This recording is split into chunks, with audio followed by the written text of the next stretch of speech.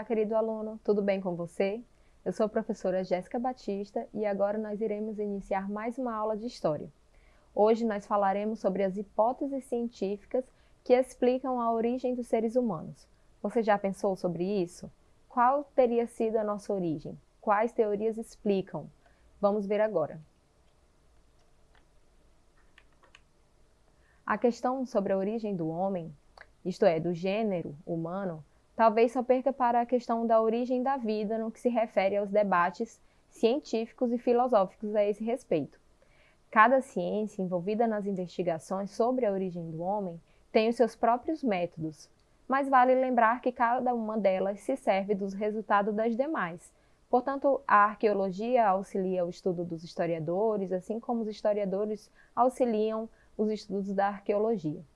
O que pode ser dito de maneira geral é que todas essas disciplinas, tanto a paleontologia, a arqueologia, a própria teoria evolucionista, a história, lidam com evidências empíricas escassas, isto é, com fósseis, com instrumentos bem rudimentares de madeiras, com ossos, com pedras e com metais, sobre as quais desenvolvem os seus métodos e extraem as suas hipóteses. A origem dos seres humanos tem sido discutida há séculos e até hoje não existe um consenso sobre a questão. Alguns creem no criacionismo, outros acreditam na evolução das espécies. Já outros buscam também outras explicações, outras teorias e outras crenças, até buscam respostas em seres de outros planetas. Foi no século XIX que as pesquisas destinadas a esse campo de estudos solidificaram-se. Aquela que se mostrou mais pertinente, ainda que gere discussões até os nossos dias, é a teoria da evolução das espécies, que foi desenvolvida por Charles Darwin. A origem do ser humano remete a um amplo debate, no qual participam tanto áreas da filosofia quanto a religião e também um debate científico.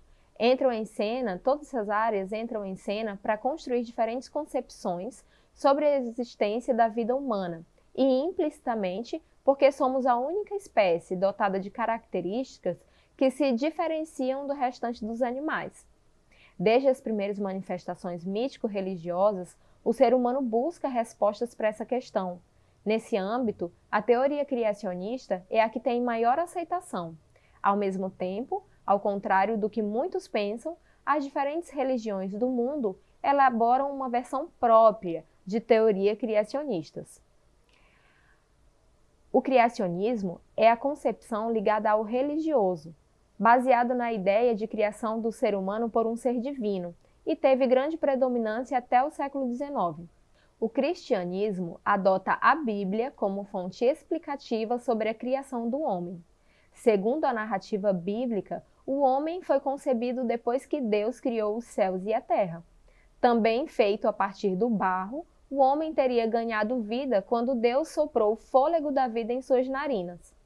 Porém, observe, outras religiões contemporâneas e antigas formulam também outras explicações, e algumas chegam a ter pontos de explicação bem semelhantes à que está disponível lá no livro Gênesis da Bíblia Sagrada e que nós acabamos de comentar.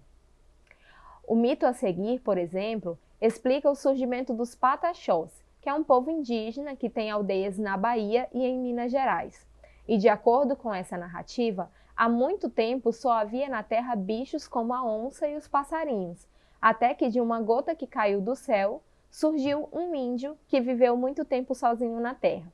Então vamos agora fazer uma leitura e apreciação do mito de fundação, ou seja, de origem do homem, segundo a cultura do povo Pataxó. Conta assim: um dia, o índio estava fazendo ritual. Enxergou uma grande chuva. Cada pingo de chuva ia se transformar em índio. No dia marcado, a chuva caiu. Depois que a chuva parou de cair, os índios estavam por todos os lados. O índio reuniu os outros e falou: Olha, parentes, eu cheguei aqui muito tempo antes de vocês, mas agora tenho que partir. Os índios perguntaram: Para onde você vai? O índio respondeu: Eu tenho que ir morar lá em cima, em Itoã, porque tenho que proteger vocês. Os índios ficaram um pouco tristes, mas depois concordaram. Tá bom, parente, pode seguir sua viagem, mas não esqueça do nosso povo. Depois que o índio ensinou todas as sabedorias e segredos, falou: "O meu nome é Chopai." De repente o índio se despediu dando um salto e foi subindo, subindo, até que desapareceu no azul do céu e foi morar lá em cima, no Itoã. Daquele dia em diante, os índios começaram sua caminhada aqui na terra, trabalhando, caçando, pescando, fazendo festas, e assim surgiu a nação Pataxó. Pataxó é água da chuva batendo na terra, nas pedras, indo embora para o rio e o mar. Então é essa, alunos. Essa é a história que explica, né, segundo a cultura dos povos pataxós, a origem dos seres humanos, né? Os pataxós, então, teriam surgido a partir dos pingos, né, e das gotas da água da chuva. Essa se trata de uma história, de uma explicação da origem humana, de uma cultura específica do povo pataxó, como já citado, e que é considerada uma das explicações mitológicas. Já a teoria evolucionista é a concepção ligada à ciência e baseada nos estudos de Darwin sobre a evolução humana. Já a teoria evolucionista baseia-se nos estudos, né, do cientista inglês Charles Darwin, que propôs o evolucionismo em um de seus livros, que é chamado A Origem das Espécies. De acordo com Darwin, todos os seres vivos tiveram sua evolução a partir de um ancestral comum. As mudanças ocorridas e as diferenças entre as espécies deram-se pelo processo de seleção natural, que é o princípio no qual os indivíduos que melhor se adaptam ao meio ambiente sobrevivem, deixam descendentes que, por sua vez, vão perpetuando as espécies. Observe na ilustração do slide, né? Os animais que se adaptam ao meio, então vejam, aqueles que conseguem se alimentar, eles vão sobreviver, enquanto os demais irão morrer e desaparecer do planeta. Das características do padrão evolutivo do ser humano, desde os primeiros hominídeos até o Homo sapiens que foram observadas, destacam-se o bipedalismo, a capacidade de manipulação de objetos com as mãos, em virtude do polegar opositor que se desenvolveu ao longo do tempo, e também a grande massa encefálica. Então, observe também na ilustração. A priori, os seres humanos eles não conseguiam equilibrar-se sobre os dois pés, e somente com a evolução, né, da estrutura óssea, da sua bacia, é que os seres humanos foram conseguindo sustentar o seu tronco e obtiveram, então, uma postura ereta. Entre o aparecimento dos primeiros hominídeos e o aparecimento do Homo sapiens, há o espaço de 7 milhões de anos, e nesse intervalo de tempo houve dois segmentos, ou melhor, dois gêneros, que são principais de hominídeos, que é o Australopithecus e o Homo, né, que seria o Homo que daria origem futuramente à nossa espécie atual, que é o Homo sapiens sapiens. Os primeiros hominídeos pertenciam ao gênero Australopithecus, constituíram um grupo diversificado e foram bem-sucedidos. As principais características desse grupo eram a postura ereta, a locomoção bípede, a dentição primitiva e a mandíbula mais semelhante à da espécie humana. Foram os primeiros hominídeos a dominar o fogo, e isso foi um passo muito marcante na história do homem, porque permitiu a sua expansão para outros territórios, além da redução da musculatura da face, pois podiam cozinhar os alimentos amaciando-se. Provavelmente habitou a Terra há 2,8 milhões, de 2,8 a 2,3 milhões de anos atrás. Portanto, os australopitecos teriam sido responsáveis pelo domínio do fogo. Foi um acontecimento muito importante porque garantiu a sobrevivência da espécie, protegendo-os dos grandes animais, do frio, né, da escuridão da noite, entre outras questões, como também a do cozimento dos alimentos, que foi muito importante, como citado anteriormente. A extinção da maioria dos australopithecus possibilitou o surgimento de uma nova linhagem, que foi o gênero Homo, né? Esse gênero se destaca pelo desenvolvimento do sistema nervoso e da inteligência. Além disso, apresentava adaptações evolutivas, como o bipedalismo. Nós temos aqui uma ilustração que mostra as modificações do volume craniano ao longo do processo evolutivo, né? Como citado, uma das principais características que diferenciam o homem moderno. Nós temos agora aqui algumas fases do desenvolvimento do gênero Homo a observar. A iniciarmos pelo Homo habilis.